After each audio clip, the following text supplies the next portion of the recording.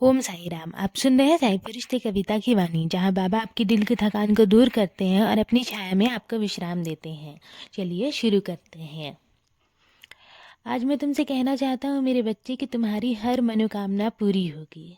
और अब अपने भीतर की कमजोरी को ना तुम निकाल दो, क्योंकि तुम्हारे जीवन का मार्ग मैंने तय कर दिया है। और अब तुम्हें आगे ही बढ़ना है। पीछे मुड़कर देखने का समय अब समाप्त हो चुका है। और हाँ, इस बार ना कोई बहाना नहीं चलेगा। जैसे तुमने अब तक मेरी बातों पर विश्वास रखा है, वैसे ही अब तुम्हें पूरे विश्वास के साथ मेरे मार्ग को स्वीकार करना होगा। जब कभी तुम्हें लगे कि बातें तुम्हारी इच्छाओं के अनुसार नहीं हो रही हैं, तो तुम निराश मत होना। समझ लेना, जो भी हो रहा है वो मेरी इच्छा से हो रहा है, और मेरी इच्छा सदैव तुम्हारे कल्याण के लिए ही होती है। मैं जिस कार्य को अपने हाथ में ले लेता हूँ ना मेरे बच्चे, उसे पूरा करके ही मानता हूँ। इसलिए तुम चिंता त्याग दो और प्रसन्न रहो। तुम्हारे जीवन में जो भी होगा वो तुम्हें ऊंचा उठाने के लिए ही होगा। बस तुम विश्वास बनाए रखो और हिम्मत मत हारो। मैंने ना तुम्हारा हर भाव देखा है, और मैं ये भी जानता हूँ कि इस सप्ताह तुम्हें समय नहीं मिला कि तुम पूजा घर की सफाई कर पाओ।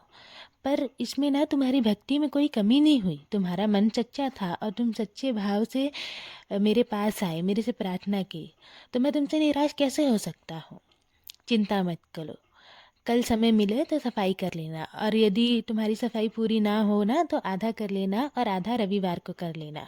ठीक है, भक्ति में भाव देखा जाता है। सदैव याद रखो, मेरे नाम का स्मरण करते हुए अपना कर्म करते रहो। अच्छा सोचो, अच्छा करो, और विश्वास रखो कि तुम्हारे प्रत्येक शुभ कर्म का फल तुम्हें अवश्य प्राप्त होगा। कभी भी गलत विचारों को अपने मन में ना स्थान मत देना, क्योंकि मैं हर क्षण तुम्हारे साथ हूँ, तुम्हारे भीतर हूँ, और तुम्हारे मार्ग पर तुम्हारा हाथ पकड़कर तुम्हारे साथ चल रहा हूँ। इसलिए निडर होकर आगे बढ़ो। तुम्हारा मार्ग सुरक्षित है और तुम्हारा प्रयास भी सफल है। चिंता मत करो मेरे बच्चे, तुम्हारा भविष्य ना बहुत सुंदर है। बस तुम मेरी लीला देखते जाओ।